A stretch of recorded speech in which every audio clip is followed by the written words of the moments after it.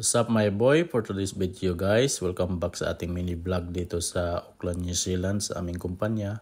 So ngayon ay piniprepared na yung aming machine dahil mayroon kaming parating na medyo malaking trabaho kaya pinapalitan na ng blade. Makikita nyo guys, ito yung kanyang lumang blade. Yung tinanggal doon sa kanyang double head machine. Ito yung guys, napakabigat at napakalaki. So halos hindi ko ito mabuhat ng aking kaliwang kamay. Dahil napakalapad nga. Itong machine namin na ito guys ay medyo matagal na ito at halos more than 10 years na. Kasi nung dumating ako dito sa aming kumpanya, umabot na ako dito ng 8 taon. At hanggang ngayon ito pa rin yung ginagamit namin sa pagkakating ng mga aluminum. So ito yung luma nga. At ang haba nito mga idol ay umabot ng 5 meters. So kasi yung minsan yung bar namin dito ay umabot ng 6 meters yung bar namin ng aluminum. Kaya mayroon yan ditong dugtong sa kaliwang sa kanang side. Yan mga idol para makayang putulin yung kahit 6 meters na aluminium. So dyan yun nakalagay.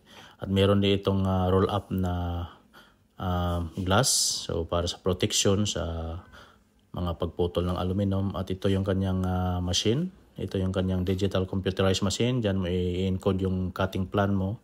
At meron din itong sticker mga idol para sa pagputol. Kasi bawat frame namin dito mayroong code. So para pagdating sa CNC ay madali isang i-scan. So dito naman yung mga luma namin na mga aluminum. Nakasandal dyan. O malabong magka-scratch kasi nakatayo lahat. Ito yung galing supplier na kailangan na putulin. Dito yan na nilalagay. So nakakarton pa yan mga idol. Ito yung mga pinagputulan, yung mga off-cut. So, nalalaglag lang dyan. At of course, meron din itong vacuum. Yan yung malaking vacuum niya para humihigop sa mga dumi ng mga aluminum at hindi papasok doon sa machine at para hindi madali masira. Ito yun mga idol yan. O kita nyo, napakalaki ng vacuum na yan. O kaya higupin yan kahit malalayo. So, ito mga idol ay pinapakita ko to sa inyo. Dahil malaki-laki yung project na darating namin.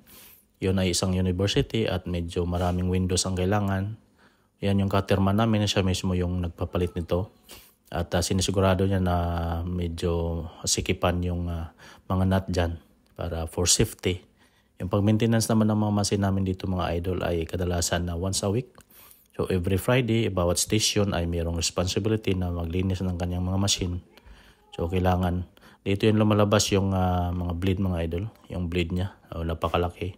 So kaya nitong mag 45 or 90 degrees. Tinawag namin double head machine to kasi dalawa ito.